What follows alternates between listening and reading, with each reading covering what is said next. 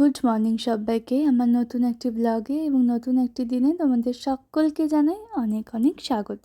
আজকে সকালটা বেশ সুন্দরভাবে শুরু হয়েছিল, একটু রোদও উঠেছিল আজ, তো ফ্রেশ হয়ে কাপড় কাচতে দিয়ে জলটা খেয়ে নিলাম, তারপর চা খেলাম। আর আজ তো রবিবার ছিল, তাই আমার আর সেরকম কোনো চাপ ছিল না। এদিকে বিছানাটাকে গুছিয়ে নিয়ে জলখাবারটা খেয়ে স্নান করতে গেলাম। ফ্রেশ হয়ে আজকে একটা কেকের কাজ আছে, সেটা বসিয়েছি, তারপরে স্নানে গিয়েছিলাম, তো সেটাও ততক্ষণে হয়ে গিয়েছে। আজকের কাজ বলতে ওইগুলো গোছানো, বাসনগুলো মাজা, কেকটা করা, এই আর কি। তারপরও এলো বাড়িতে।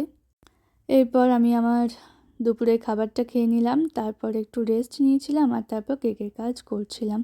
যাই হোক, মাছগুলোকে একটু খেতে দিলাম, দুপুরে একটু রেস্ট ফেস্ট নিয়ে বিকালবেলা বসে বসে টিভি দেখছিলাম। তারপর সন্ধ্যার দিকে চা খেয়েছিলাম। এই ছিল আজকের কেকের কাজ। এটা নিয়ে একটা ঘটনা আছে, যেটা পরে বলবো। আর এটা হলো আর একটা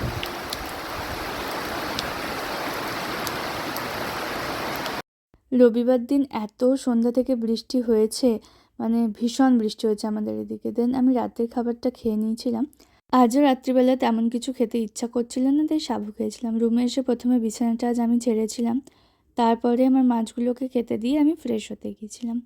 তো ফ্রেশ হয়ে চলে এসেছি, আর এবার আমি শোবো। তো আজকের ব্লগটা এটুকুই।